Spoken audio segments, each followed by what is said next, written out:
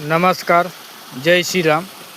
मित्रांनो, हा आपण दीड महिन्यापूर्वी आपण चिक्कीचं झाड बघितलं होतं.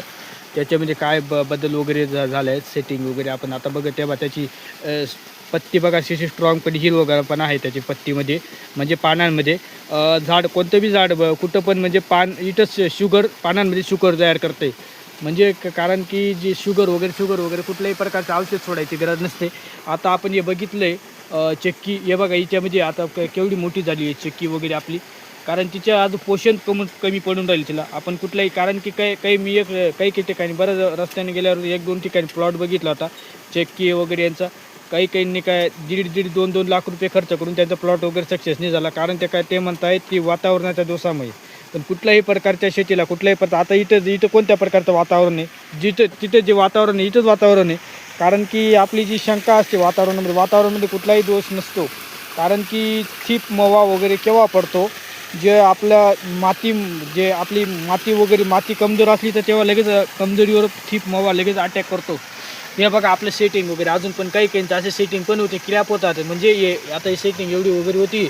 कारण काही ठिकाणी आपण बघितलं तर हे सुगट सेटिंग होत नाही. कारण की इथं तिला पोषण्याची गरज, पोषण मेन गोष्ट म्हणजे कुठलीही वस्तूला कुठल्याही सजीवाला पोषण मेन गोष्ट आपण पोषण्यावरतीच काम करतो. पान आणि दुसरं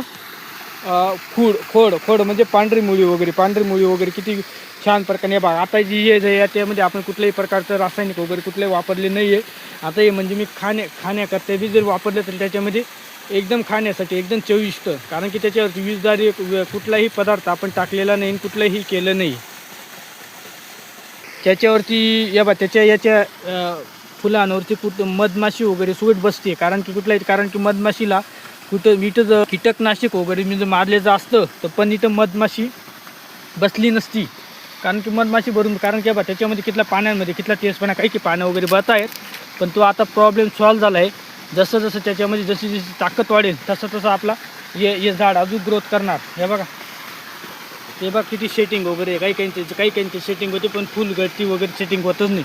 कारण की जे आपण लक्षात घेतलं पाहिजे, कुठलाही याला झाडाला पोषण्यावरतीच काम केलं पाहिजे. आपण जर त्याला वीज दिलं तर ते आपल्याला विषच देईल. कारण की जे आपण काही म्हणतो, मी बऱ्याच ठिकाणी प्लॉट बघितला की करपा वगैरे पडून गेला आहे. तो करपा म्हणजे त्याच्यामध्ये जे अति प्रमाणात रासायनिक वापरल्यामुळे तो परिणाम झाले. कारण की जे पहिले माती नापीक झाल्यानंतर आता म्हणजे ते माती म्हणजे तिथं 0.5 सेंद्रिय कर्ब आणि फक्त तिथं आता म्हणजे फक्त पीक येऊ शकतो. 0.1च आहे का. कारण काही ठिकाणी कारण की ते पण कोणाला काही कळत नाही, काहीच नाही. मेन गोष्ट आपण जो आपला प्रयोग